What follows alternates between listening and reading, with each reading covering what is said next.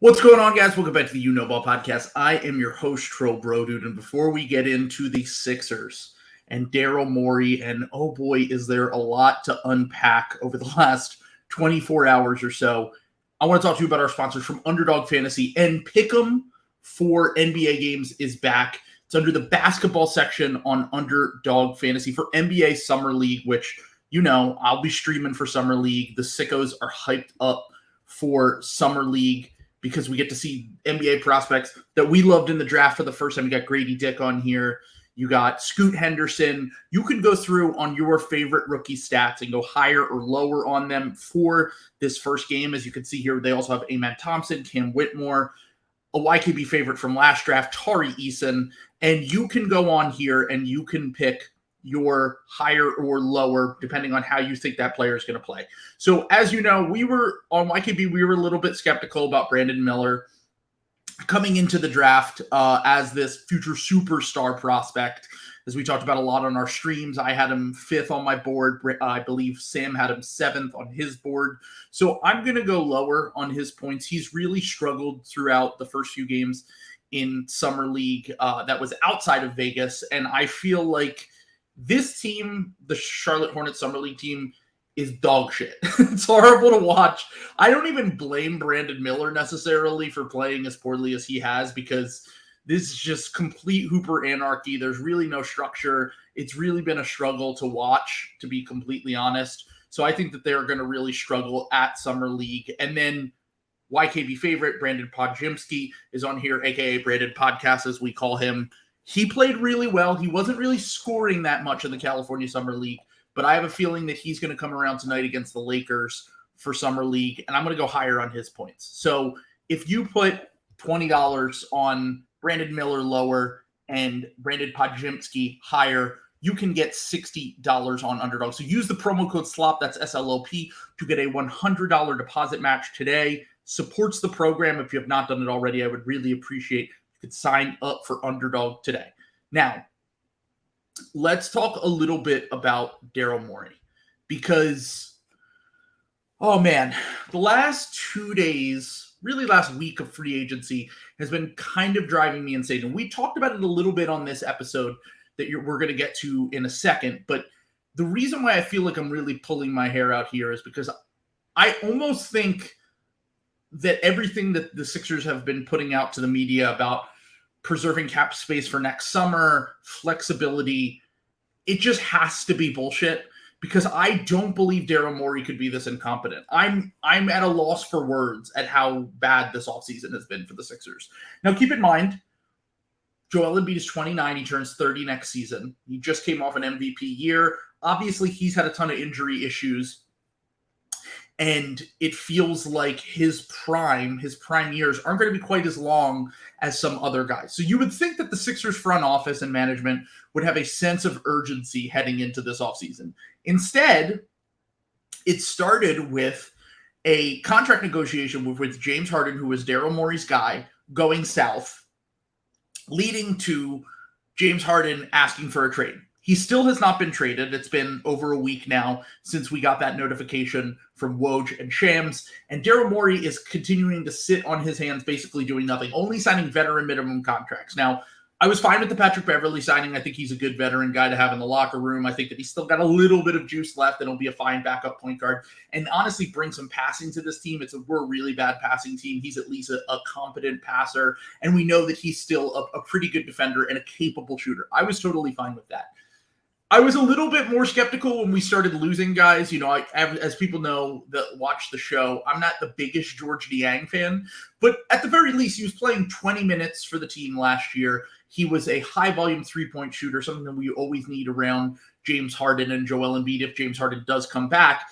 And at a very minimum, he was going to eat minutes in the regular season. Shake Milton played 77 games. You could say the same for him as well last year. And then the one where he really started to lose me was when Jalen McDaniels signed with the Toronto Raptors. Now, Jalen is a guy who they traded for midway through the season, and he had his ups and downs with the teams. He had some really nice moments. He had some really bad moments, and we weren't sure if the team was going to bring him back.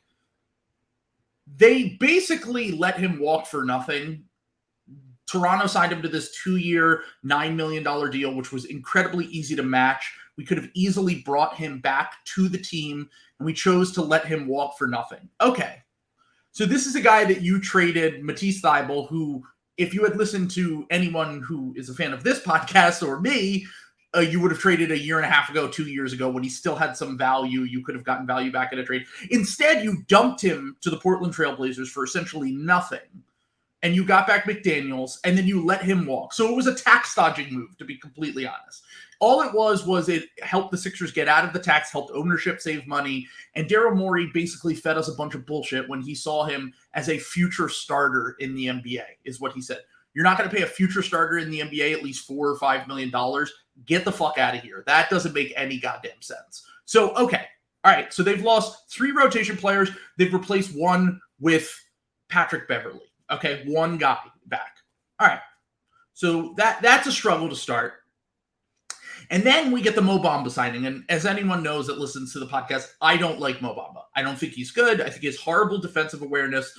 I think that everything that he does on defense is incredibly overrated. I think his offense is basically just doing catch and shoot threes and occasional putbacks. I don't really think that he is a guy that you can count on, even in the regular season, to be a capable backup.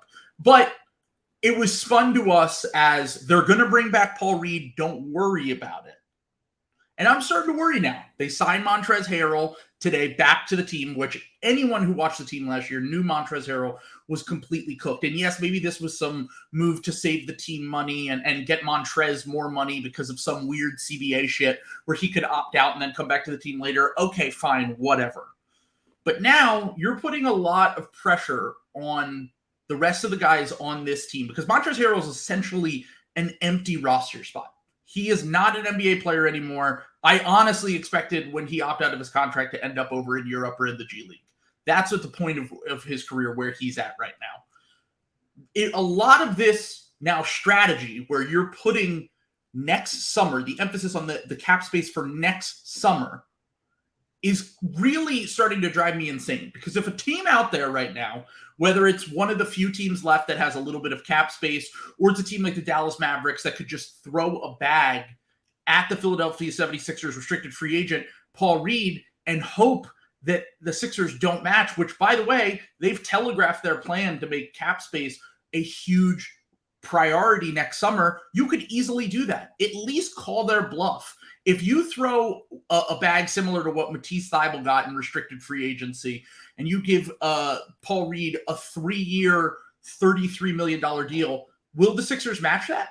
And if they don't match it, then we're not running it back. What we're doing is we're losing depth. We are not even really replacing that depth with playable NBA talent outside of Patrick Beverley. And then in addition to that, you're also still in a situation where James Harden doesn't want to be here. You have to either make that trade, or you have to risk bringing back a disgruntled player who doesn't even want to be here. And you're running it back with worse circumstances. This is not even running it back. You're losing half the team. You're sitting there doing nothing. All the good free agents are essentially gone. Unless there's some sort of trade, which we talked about a little bit on this episode, and I'll get to some rumors in a second here, but unless there's some sort of trade, I don't know what the fuck the plan is. They're doing nothing. They're sitting on their hands. Like, there has to be a move coming, because I genuinely don't believe that they would only roster right now 12 players, and with the lack of free agents left and all of this, that they would just go into the season with essentially a bunch of unplayable guys, aging talent. Patrick Beverley's 35, PJ Tucker's 38, basically no forwards on the team except for Tobias Harris, an aging PJ Tucker, and Daniel House, who at times was playable, at times wasn't playable last year. There just has to be something coming, right? Because if there isn't, I feel like I'm losing my mind. They took a step back this offseason when they should have been going completely in the opposite direction. Now, I'm not saying you should go out and overpay and trade a bunch of guys and lose trades and shit, but you had to have at least spent your mid-level exception or tried to move some of the salaries that are at the end of the bench that don't really play, like Furkan Korkmaz, and tried to make an upgrade with whatever you possibly could via trade. Because at this point, you're running back a worse team with worse depth and a point guard, second best player on the team that doesn't want to be here. Oh, and also you're not extending Tyrese Maxey because of these pie-in-the-sky dreams about cap space next summer. And this all relates to the rumor today that came out about Zach LaVine being tied to the Sixers. And I talked about this about a week ago. I got some information that the Sixers were talking to the Bulls about Zach LaVine. And I think that this rumor is true. I don't know. I don't think that they're going to make a trade for Zach LaVine sometime in the next few days. Maybe something could change once Damian Lillard has been traded to the Miami Heat, as I assume. Maybe things could change over the course of the summer. I'm not sure. I couldn't tell you. My guess is they were trying to gauge the market for Zach, and when they found out what the price was and it was way too high, they decided to pivot to this plan where you're essentially sacrificing this year and you're going back in, hoping for next year to have cap space to either sign a free agent, which, by the way, we've talked about it time and time again on this podcast. Players, good players, star players, don't just move in free agency anymore. Like, the best players over the last 2 years that have moved in free agency from team to team are Fred VanVleet, one-time All-Star, coming off a bad year and got a crazy overpay to go to Houston. Okay, that was this year, right? And then last year, it was Jalen Brunson, who we like Jalen Brunson. He's really good, but at the time had no All-Star teams, no All-NBA. He wasn't even really in the All-Star conversation. He just had really good years with the Dallas Mavericks and made that leap once he was traded. The point is, players don't really move in free agency like they used to. It really hasn't been that way since 2019. So this idea that they're going to land someone in free agency, and even if you look at the class next year, it's honestly a terrible class. The two best players probably are going to end up being Pascal Siakam and OG Anunoby, who Pascal we know has clashed with Sixers' new head coach Nick Nurse in the past. And OG Anunoby, he's a good player, but are you really going to pay him the Jeremy Grant bag to come in free agency to the Sixers and overpay him and make him be your third guy? It's just not going to work. All of this is just pie-in-the-sky bullshit is what I'm trying to get at. So either the Sixers are lying or they're incredibly incompetent and stupid, because none of this makes any sense. And the one thing that people will say back to that is, well, what if teams get really scared with this new CBA and they're willing to sell off stars for very little compared to what they have gone for in the past? And if the Sixers have cap space, awesome, right? I get that part. That might be a reality that you could possibly have a year from now, where teams are like, man, we signed these contracts that we don't really like, and now, we're going to have to get off them and blah, blah, blah, because we need, the second apron and all the new shit with the CBA. I understand that. Having said that, to put all of your faith on that plan while Joel Embiid is in the middle of his prime is just insanity to me. On this off chance that teams could just sell off players for essentially nothing a year from now, because, by the way, the Sixers still have very little when it comes to draft picks, and they have very little when it comes to, players that could be traded. If we go in this direction, the only three players that are under contract for next season are Tyrese Maxey, Joel Embiid, and Jaden Springer. So, you're not trading Maxey. The point of not extending him now might be to trade him now, but you're not trading him a year from now when he's a free agent.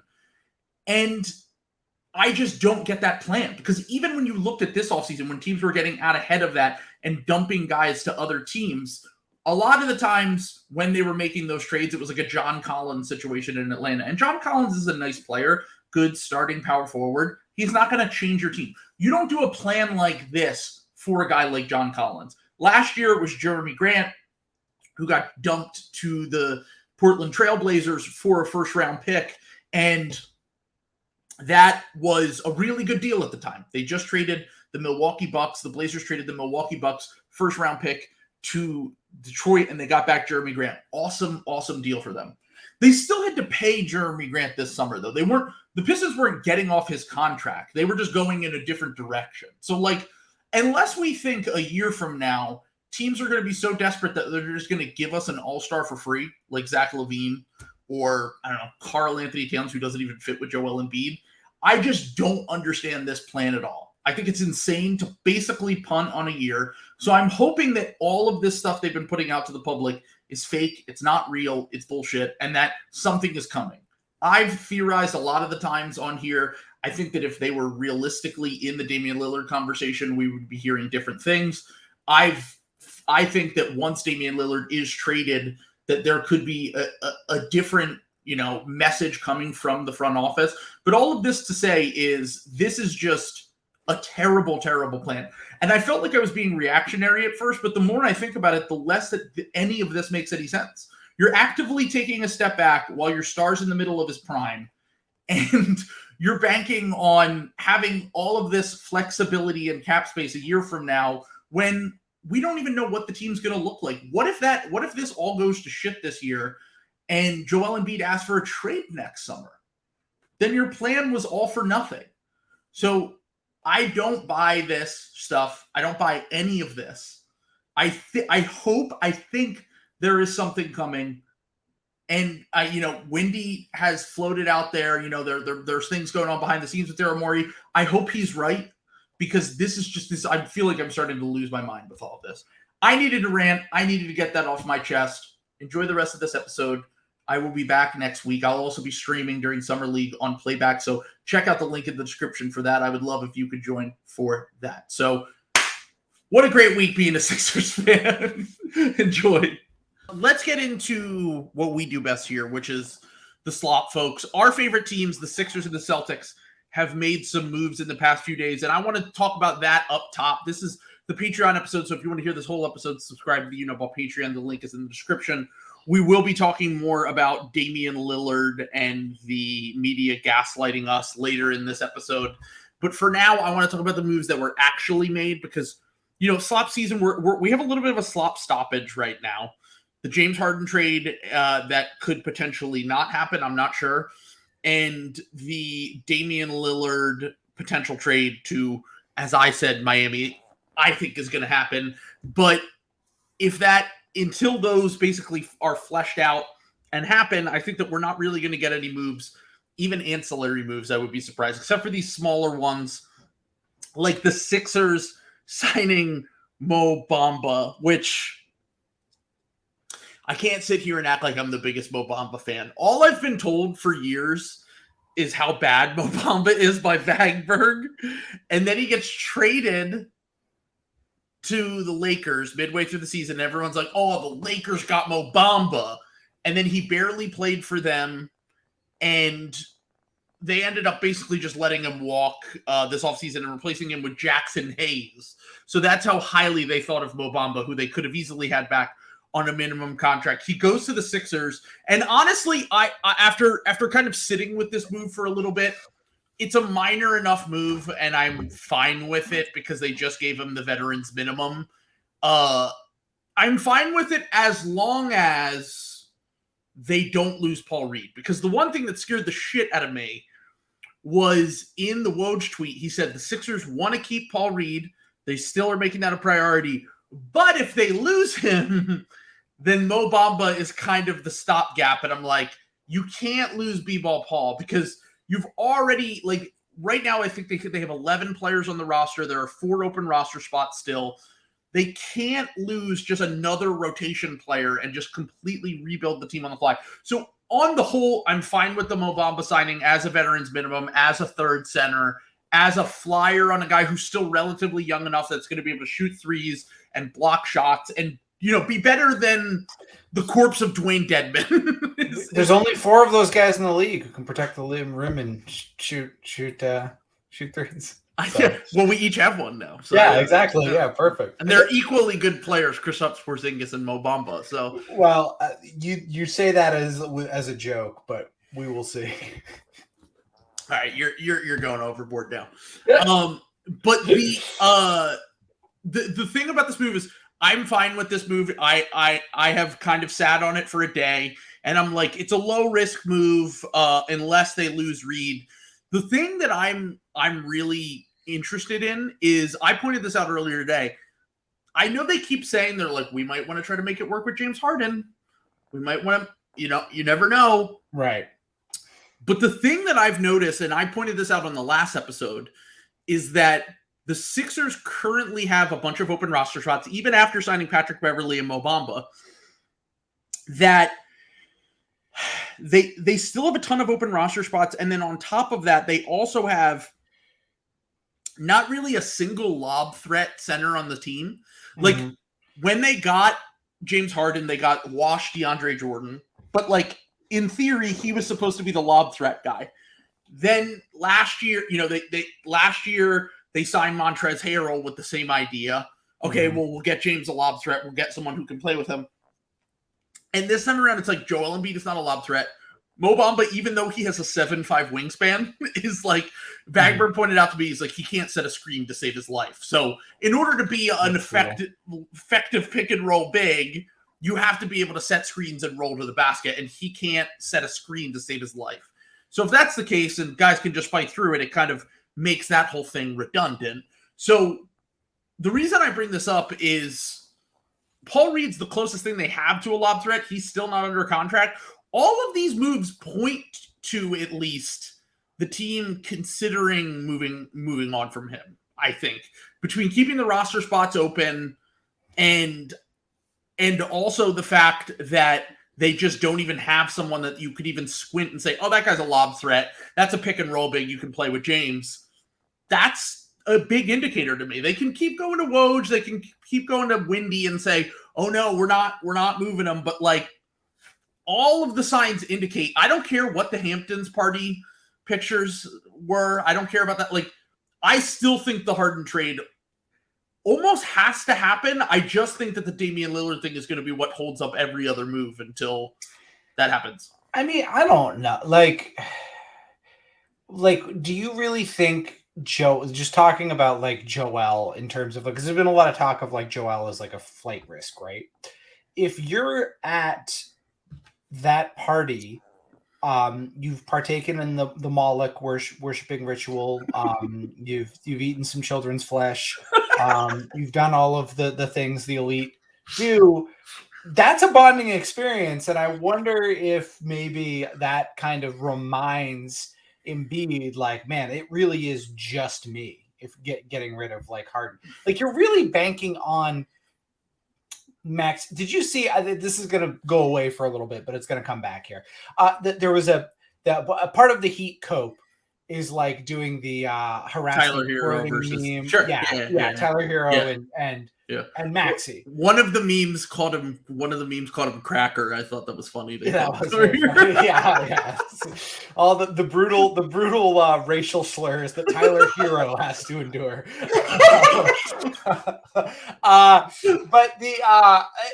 But like that, I just thought that was like really funny because we always talk about these small, high scoring, like volume combo guards, and Zach Lowe went the opposite way, where he was trying to like indicate that like Jordan Poole got essentially traded for Chris Paul.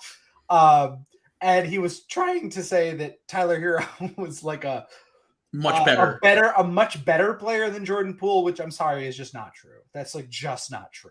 Like people will point to like Tyler Hero's like 30-point game in the playoffs. Jordan Poole had a huge finals game that Tyler Hero has never had. So they are actually almost exactly 1-to-1.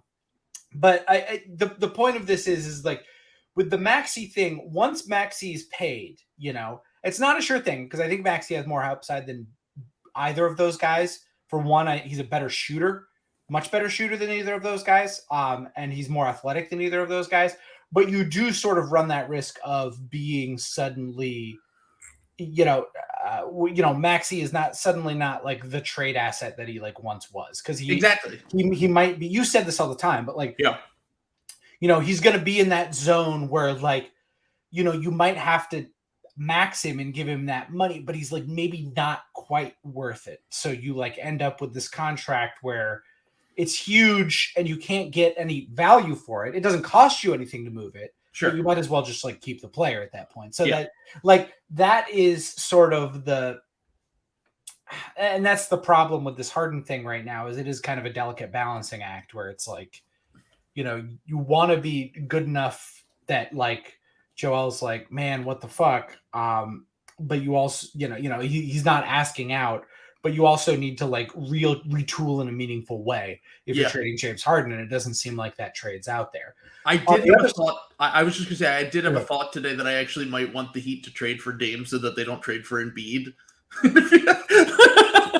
Like, I can live with them getting Damian Lillard. I will kill myself if they get Joel Embiid. Anyway, sorry to cut you off there. But. No, I think that is just. I think that the bigger problem and the one that the path that Daryl Morey seems to be chomping down right now. What you can't do is you can't waste another 50 games playing a tough guy dick swinging contest with James Harden to like make sure that you get like maximum value. And look, I'm not saying that's easy. You know what I'm saying? Like I think there's a huge difference between what Daryl was doing last year and what's going on with the James Harden thing, because like you could get real stuff from Ben Simmons. You know what I'm saying? Like he did get real stuff. He got an all-star.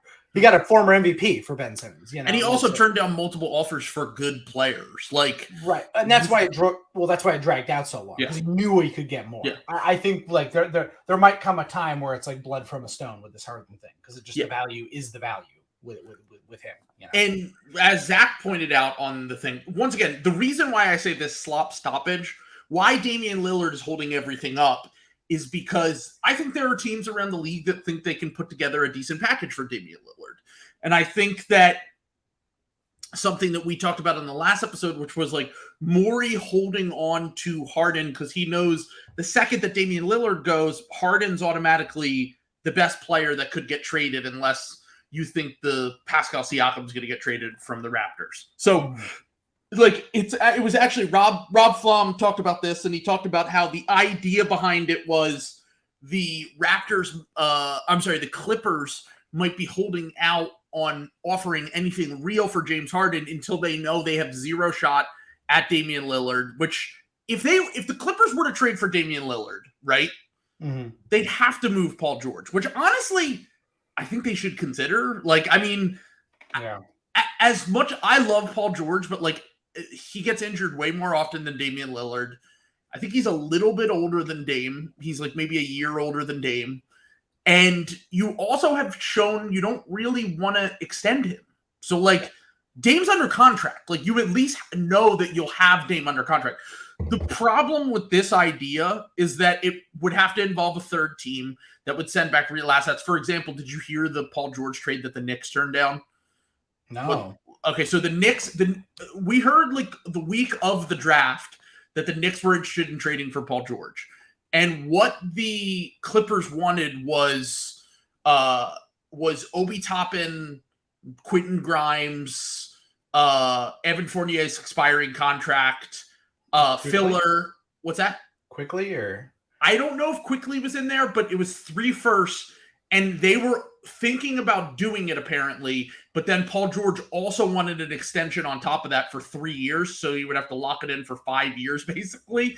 And the Knicks were like, "Nah, we're good. Like we're not trading. We're not gonna max a guy at 33 for 5 years." I might have done that even so if I were the Knicks, just because that's really not that much if you're not giving up like, because isn't Quickly about to DeJounte Murray extension. Okay. All right. How much is it? 4-year, 120. This is way too much for DeJounte Murray, but okay. You think? I think DeJounte Murray stinks. I'm really not a DeJounte Murray guy. Yeah, I've been nice about it. I think he's one of the most overrated players in the NBA. I do. I don't think he's worth $30 million a year. And I know that sounds insane. He made a Mickey Mouse All-Star team. And anytime he's one of the lead guys on a team, they're like a play-in team. Like, I just don't think he's the guy. Yeah. But that does mean so they're not going to trade him, which it does have an impact on the trade market here. Because the reason why I say that is I think that if there is a team out there, the recent rumors we've heard with Atlanta is that they're interested in trading for Pascal Siakam. Now, keep in mind, Masai, maybe it never gets done, blah, blah, blah. But at least if they get Pascal Siakam, like, you have something there. Like, I don't love that fit, honestly. Pascal and DeJounte would not be the 2 and 3 I would put on a Trae Young team. But they're good. They're at least good players. Like, I mean, it would make the Hawks a lot more interesting to me at the very least. But I feel like they're just collecting players that I don't like to watch, DeJounte and Pascal, if that's the case. But long story short here, the going back to the whole Damian Lillard thing, like and Paul George and that, like, should the Knicks have traded for Paul George? And yeah, let me just get my point off because I remember what I was saying. That's like not that many guys. Like if you're not trading like they didn't want Barrett, so obviously that's like an issue. Like because Barrett is the same problem for the Knicks that the Tyler Hero has with the Heat, where it's like that's a bad extension. You gave too much money to a player who's not that good. Yeah. So they'd have to like get off that, but like you're not giving up if you're not giving up quickly, who's like due to be extended, and like some of these other guys, like your firsts kind of fucking suck. Like why not? Like I don't know. Like Paul George is like a good player, and like Paul George has had like one of the worst runs of his career just in terms of injuries, and you just gave up 3 first-round picks for him. I know he'll be old as shit, but like guys are extending their careers like left and right. Al Horford won't die, and he's a big. Yeah. Like, Yeah. I mean, to be fair, I think I would have considered that if I were the Knicks, but I understand why they didn't want to give him all that money. Is my thing. Is like I guess they didn't want to lock in because they already have the RJ contract on the books. Mm-hmm. And getting Paul George would definitely make you more competitive, but like you're not gonna win the East probably. You might if you get like you have a nice run with like Jalen Brunson, Paul George. I guess Julius Randle's still on the team. But I don't know. I understand why they didn't do that. But the whole point of this is that the Clippers are open to trading Paul George. Mm-hmm. And that is significant to me when it comes to this Damian Lillard stuff. Mm-hmm. Because I think you would have to loop in a third team and then have them send shit to Portland for sure. But also, we keep hearing these reports over and over and over about how Dame doesn't want to go to Philly, he doesn't want to go to Boston, he doesn't want to go to Brooklyn. Yeah. He's definitely not going to want to go to the Clippers because then it's like Kawhi's never healthy. You're not. I would argue even if they get Damian Lillard, unless they keep Paul George, and there's no way that can happen. They just don't have enough if they keep Paul George and Kawhi Leonard, and they are trading for Damian Lillard. Like Miami can easily trump that package. Like I would rather take the amount of picks and players that Miami can send as opposed to the Clippers. Like it doesn't make any sense. Right. But the reason I say this is because it's like, I think that all of this is holding up any move that the Sixers are going to make because from what Zach said on that podcast, the Clippers haven't even put Terrence Mann or Norm Powell on the table to his knowledge or any picks. So like the Sixers aren't going to do Robert Covington and Marcus Morris's expiring and Nicholas Batum for James Harden. Like that's just never going to happen. So like I'm annoyed that Morey is reluctant to make other moves, but I'm also understanding in that James Harden doesn't really have a market right now. Like his market is completely dependent on teams kind of missing on Damian Lillard or missing on Pascal Siakam or whoever's out there. And then maybe they can talk themselves into a fallback plan with James Harden 1 year, take the chance. And then the Sixers can maybe make moves. But like you said, like, I just don't buy this, we're not trading Tyrese Maxey for anyone. Like, yeah, absolutely. If there was any chance Damian Lillard would come to Philly and be happy, the Sixers would do it in a heartbeat, I think. I just don't. I think that the ultimate move for the Sixers here is you try to wait until the problem is that if they're one of the teams interested in Dame, you're not going to move Harden. Yeah, right. Because Dame is the thing keeping it. And it's like, you can't acquire Dame and then try to spin Harden for value. And you're almost losing a little bit of leverage in those talks because teams might just be like, fuck off. Like, we know you're desperate. So you're going to need to try to get off James for whatever it is. The third alternative path here is, you trade for Damian Lillard anyway, and you say, fuck it, I don't care. He's coming here. And on top of that, you then try to convince James Harden to play. And then you have James Harden, Damian Lillard, and Joel Embiid, and that's a pretty good trio. Like, does it have its faults? Yes. but that's pretty fucking good. And like that is ultimately, I think, the path that they could explore if they're bold enough to do the Tobias Harris, Tyrese Maxey, all the picks they can send, D'Anthony Melton. They basically have to send the whole fucking team, unfortunately. But like whatever deal.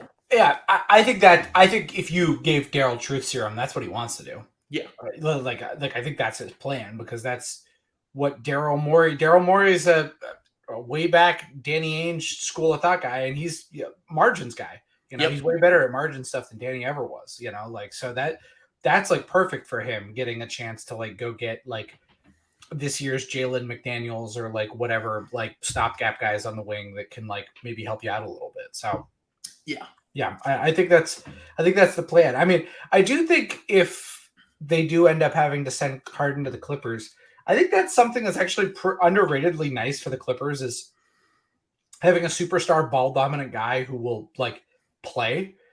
Like even with James like missing more games this year, like he's an Iron Man still. Like even with like one of the most injury riddled years of his career, he still played like more games than like how many of the like top guys, like almost all of them. If he's like him and Tatum, he doesn't sit. He will, unless he physically cannot play, he's going to play games. And like you said, that's what the Clippers need. In if they're ever able to swing a trade for a third star, they can't get a guy like what the Celtics got with Kristaps Porzingis, where it's like maybe he'll play, maybe he won't. No, you can't do that. You've already put all your chips on the Kawhi and Paul George thing, and those guys miss enough time as it is at their age that I do agree with you. And I think that in a way you could argue the Sixers trading for Dame, it could hurt them in leverage and talks. You also could argue that like they have the best guy remaining in Harden if they don't loop him into that trade. And then you can flip him and get real depth. And then you're cooking with something with a Dame and Embiid team and actual depth. But all of this is just kind of like in theory right now. I haven't been overly, I still think like Wendy keeps saying Morey is cooking something, and everyone's like, Morey's just leaking to him. You're an idiot, like yelling at me. Wendy doesn't say shit unless he hears shit, dude. Like he's not Woj, he's not Shams, he's not doing it for the benefit of GMs or agents. He literally is a tea leaves guy. He's a gossip dude who literally said on SportsCenter today, Daryl Morey, I know that Daryl Morey is trying to do enough that something will happen, essentially. So I've accused Wendy of this in the past with like LeBron stuff. Yeah. Because like I think that if Wendy ever does do this, it's like maybe a little bit for LeBron's benefit, but like not even really then anymore. Like he really is like just a straight up reporting it. And I get it. We've talked about this before, but when people are reporting, national media guys are reporting things you don't like about your team, you're always like, no, fuck you, that's bullshit. My guys on the beat, they're telling me the real story. They would never lie to me. Exactly. 100 times out of 100. The local guys, this is what they have to do. It's not like a moral failing on the part of beat reporters. They literally have to do this. I know. Or they cannot do their job. So just bear that in mind, everyone. You know, I'm not saying your local reporters are bad people or anything like that, or they're bad at their job. They're not. They just, this is the material circumstances. Exactly. They literally cannot do their job if they piss the team off. So they just have to. So exactly. So moving on from the Sixers Harden Dame stuff, which we won't really get. What's up? Huge slop.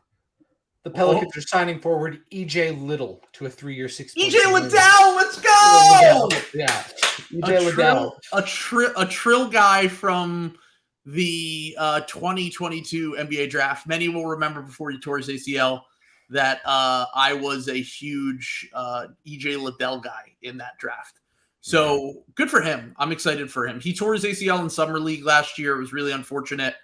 But yeah, no, I think he's going to be like a solid rotational. He was on my list for end of first round, early second round targets last year. It was like him, Tari Eason. We talked about this on the stream last night. Him, Tari Eason, Jaden Hardy, Jalen Williams before he rose up the board, Malachi Branham, who's also from Ohio State. So good for him. Happy for him. So let's talk a little bit about some actual slop that did happen, which is your Boston Celtics. making a trade last night. I have the details pulled up on the screen right now. The Mavericks, a sell of some flavor. What's that? I mean, like, look, they offered Grant $12 million. I mean, there's no way you could possibly afford less than the mid-level exception. Anyway, never mind.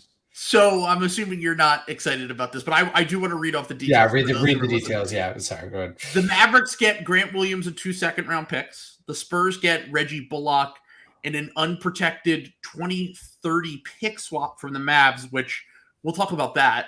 The Celtics get 2 second-round picks and a 2025 pick swap. Grant Williams signed a 4-year, $53 million deal with the Dallas Mavericks. Before we get into how you think about this for your Celtics, what did you think about it from the Mavs perspective? Because I like Grant's fit with the Mavs, to be completely honest. I think the player they're getting is pretty nice for the Mavericks. I love the Grant Williams part for the Mavs. Now, the unprotected 2030 pick swap we'll get to, but like just on its face, like turning Reggie Bullock into Grant Williams, I think that's excellent value for the Mavs. And I like that I think that's a solid contract. I think that's pretty much right where Williams value should be. Like I $14 million a year about, right? Yeah, 13-14 million a year. That's totally feasible, totally good. So we're talking like what, 9% of the new cap or something like that? Yeah, essentially, yeah. So, I think that's fine. I mean, that's fringe starter money. Like, that's not like, I think we have to adjust our expectations, and it's something that I've struggled with as the numbers continue to rise for what a guy is worth. And I might have even done it just with the DeJounte Murray contract now. I just am not a DeJounte Murray guy. Yeah. But looking at this deal, everything seems fine. I love Grant's fit with the Mavs. I love the kind of idea of what he can become for them, because a lot of people were like, well, what do they think of Grant? Like, do they think of him as a Dorian Finney-Smith replacement? Because he's a different kind of player. Yes, he's going to shoot a ton of corner threes, just like Dorian Finney-Smith, but defensively, they're just different. Dorian, he's a 3-4. Grant's more of a 4, kind of a 5 in some situations. He's a small ball 5. Honestly, he's a lot like PJ Tucker, to be honest. Like, I think that's a good shorthand. It's not like a perfect 1-to-1. Especially younger PJ Tucker was a much better defender. Grant really pissed off a lot of Celtics fans who think he's like dog shit, because he is prone to like the record scratch possessions and kind of trying to do too much. But he's a great passer. He can operate a little bit as an elbow creator for you in a positive way. He's strong as shit. He's not gonna be bullied or backed down by guys like Giannis and these like super strong like bullying players, which is something that the Mavs just didn't have anything regarding that. So he spaces the floor, not on high attempts. He's usually left pretty wide open, but again, like PJ Tucker, he's gotten himself to the point where he'll make you pay for that. And that just kind of, makes him a pretty valuable playoffs player, in my opinion.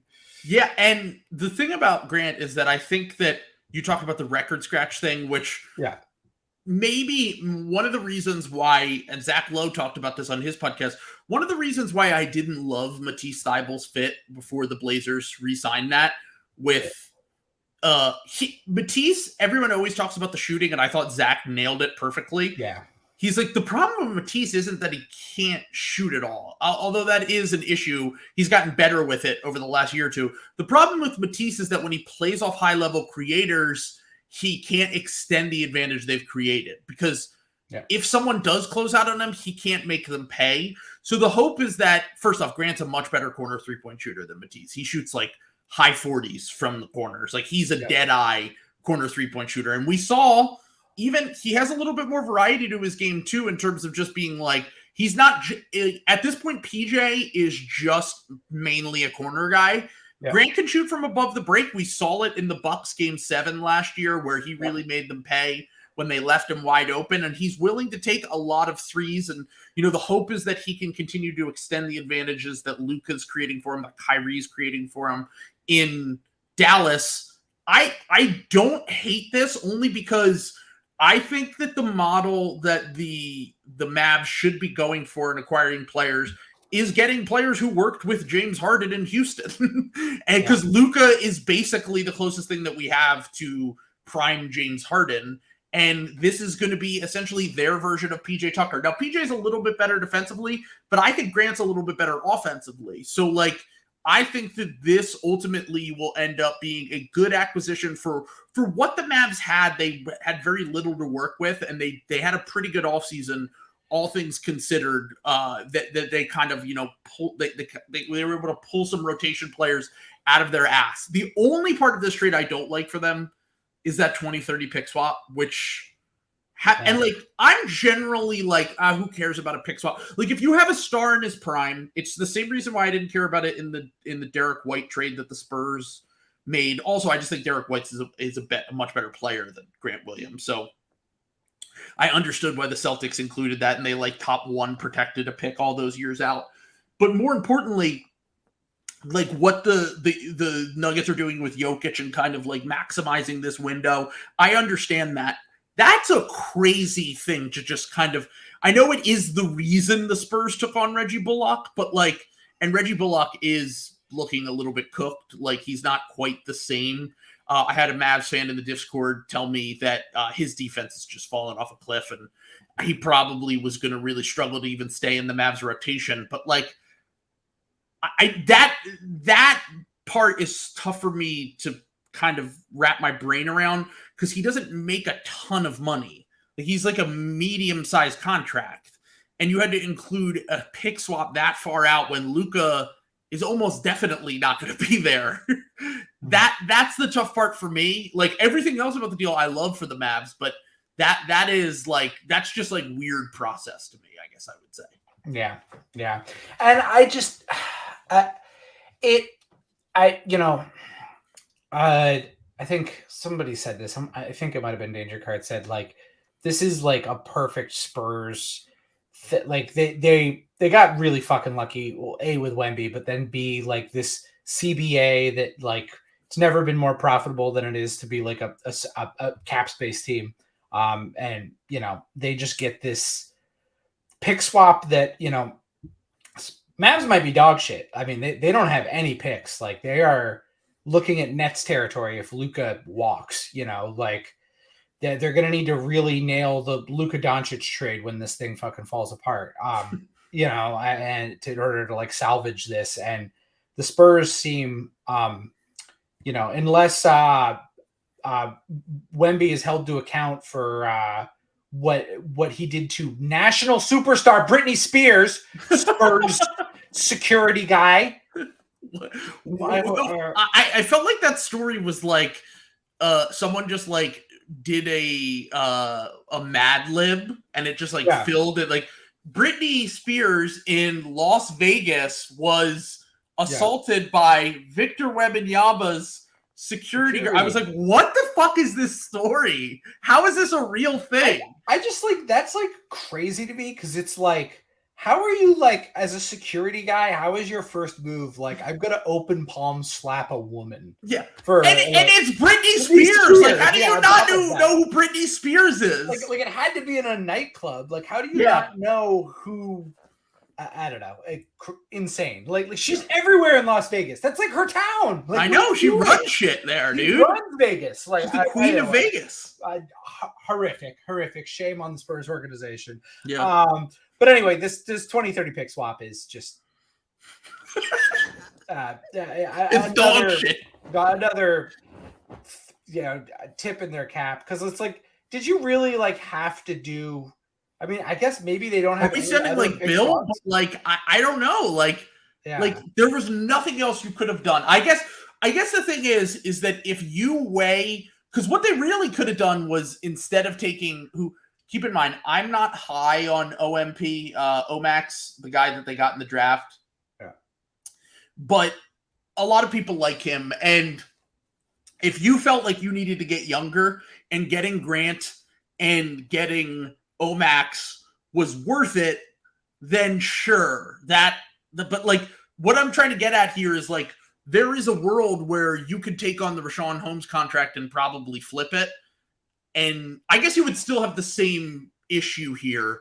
But what I'm trying to say is, like, you probably could have rerouted the pick that you used for Omax with Richaun Holmes' contract to make this sign and trade work instead of getting rid of Reggie Bullock, who, like, I guess Richaun Holmes is going to play for them next year, but, like, I don't really love the fit there. And, like, you just got another big in Grant. Like, I don't know. I just think it's weird. Like, I feel like a team would have just taken Reggie Bullock that wasn't the Spurs for, like, less money, you know. How much does Reggie make is the question? Because I think it's like 10 million or 8 million. It's like, I thought it was somewhere between 8 and 10 million. It's expiring. He is expiring. Yeah, I was gonna say he's definitely expiring, whatever it is. But I'll look it up. Sixers have been like, we'll give you, we'll take Furkan Korkmaz and send him somewhere else, and then you take Reggie Bullock. I guess the money wouldn't exactly add up, but you're getting close to the number. Yeah, but they already like took him off this basketball reference page, which is kind of crazy. Like, what? They usually don't move that fast. Anyway, I'll find it here eventually. But I don't know. I mean, they did get 2 what do you call it? Back second round picks, I guess. Sure. So, like, does that move you? Offset it. Yeah. 10.48 by the way for Reggie Bullock. So.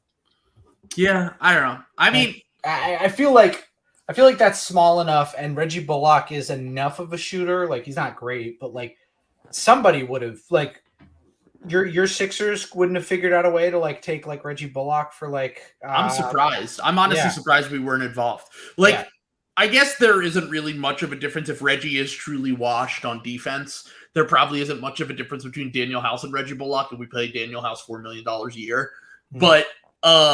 Yeah, I don't know. I would think that there was some move involving. I mean, maybe he stays with the Spurs and they keep him till the deadline. Maybe they buy him out. I don't know what's going to happen with that situation, but it does feel like it feels like a lot to just move off Reggie Bullock. I don't know. Yeah, I mean, and again, they did get 2 second round picks. The thing that's really annoying is like the second round picks thing is like so because like everyone. Second round picks are fucking everywhere. Like it is such a jumble. Like it like doesn't. There's like almost no information on like what all these teams own each other's second round picks, and their own second round picks are gone. You know, like it doesn't mean anything telling us the team. It's not like first round picks where it's like, okay, it's a first round pick most of the time, unless it's like the one of 3 teams. Unless it's like the Knicks, Thunder, or Jazz. Or Pelicans, like it's like, okay, it's their pick, you know, because not a lot of these teams are hoarding the first round picks. All this reporting with like second round picks is like a second round pick, and it's like that tells me fucking nothing, you know. Like if it's some first like the second round pick the Celtics had this year was like essentially a late first, which is great. Yeah. Some of these second round picks you can literally fucking buy for cash because they're like 57. Although the new thing is that we might not be able to buy. I think that might be going away because of the second round exception. But still, your point here is that most second round picks are never NBA players or even have any sort of effect. And they're usually towards the mid to late if you're trading them. Yeah. So this is what I want to talk about because this is what I am getting yelled at in my mentions for because it's like, everyone's saying Brad Stevens. Oh, sorry, do you want to say something? I just want to say let's save this for the Patreon part only because we're running on 40 minutes here. Okay. But if you want to listen to the rest of this, Sam loses mind because there was another Celtics report I wanted to ask you about, and I want to hear about your opinion on the Celtics side of this a little bit more. But link is in the description for this part because there's a lot to talk about here, and I have this theory on the second round pick thing that we'll get to as well. But subscribe now. Link is in the description. Go check that out if you want to hear the rest of this episode. We're also going to be talking a little bit more about the media just driving us insane throughout this whole process. So